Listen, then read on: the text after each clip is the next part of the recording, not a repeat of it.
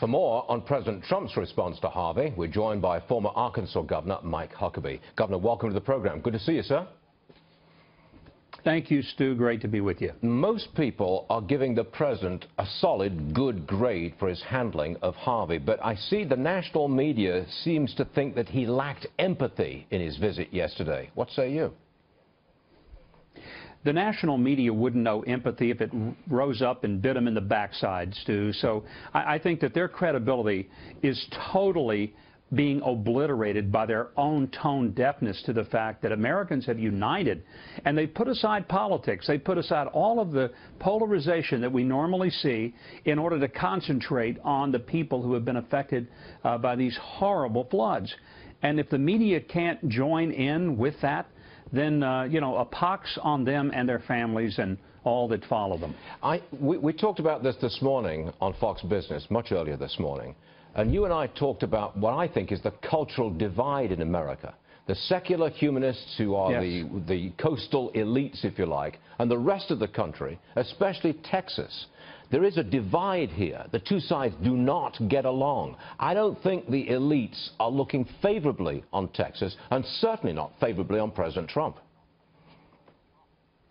Well, they don't, because they don't understand the nature of spiritual people who get it, that we are our brother's keeper, that we are driven by our love of God to recognize that God loves those people who are in trouble.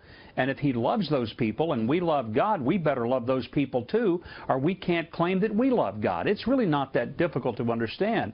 But if a person has enveloped himself or herself in this world where it's only about me, then no, they're not going to understand why people would grab their boats or their life jackets or their even pool floats and go out and risk their lives to save a neighbor. They'll never get it.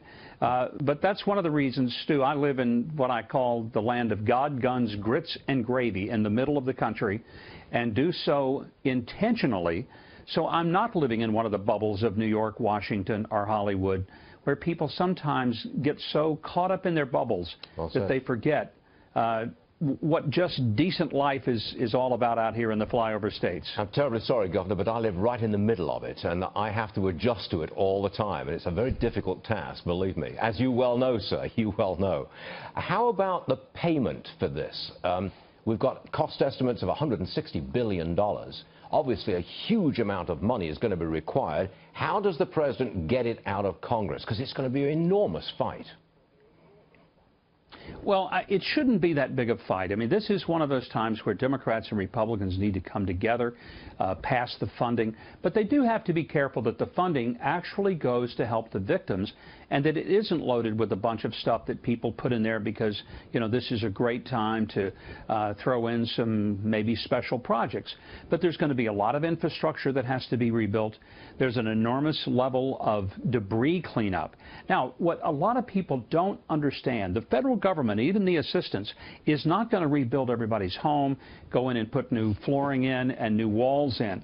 That doesn't happen. And the sad part of this storm, and the reason that it's going to be so incredibly difficult, is because so many of the folks who are affected by it don't have flood insurance. And without it, their typical homeowner's insurance is not going to cover the rebuilding of their home. So a lot of people are going to be underwater, not only physically, but they're going to be underwater financially for a very long time. This is just much worse than Katrina.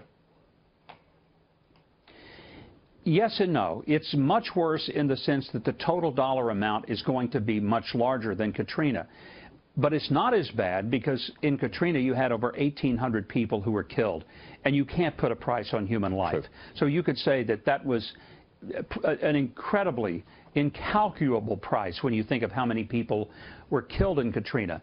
One thing that's happened here is a much better cooperation between the federal, the state, and the local officials, and they have done things in the right way.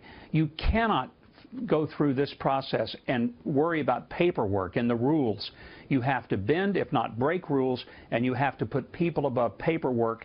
And government and even a lot of the volunteer organizations are all about their regulations, their rules, their processes, and their procedures.